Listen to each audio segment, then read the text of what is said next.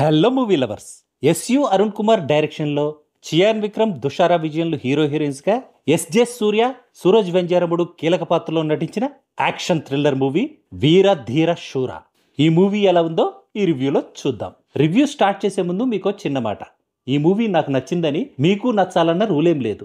అలాగే ఈ మూవీ నాకు నచ్చలేదంటే మీకు కూడా నచ్చదని కాదు. ఈ మూవీ చూశాక నాకేమనిపించిందో, మూవీపై నా ఒపీనియన్ ఏంటో మీతో షేర్ చేసుకునే ప్రయత్నమే ఈ రివ్యూ.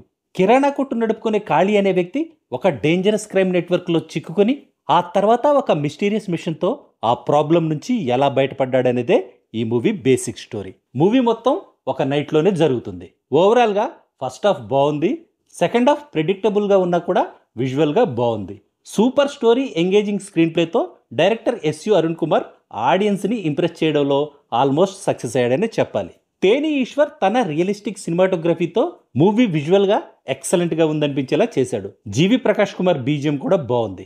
ఫినిక్స్ ప్రభు కంపోజ్ చేసిన యాక్షన్ సీన్స్ మైండ్ బ్లోయింగ్గా ఉన్నాయి.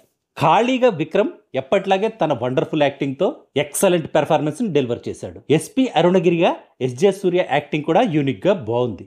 ఖాళీ వైఫ్గా యాక్ట్ చేసిన దుషారా విజయన్ యాక్టింగ్ కూడా okay.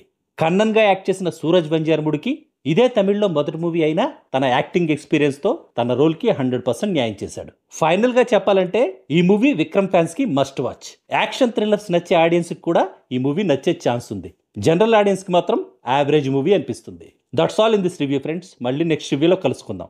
Thank you for watching.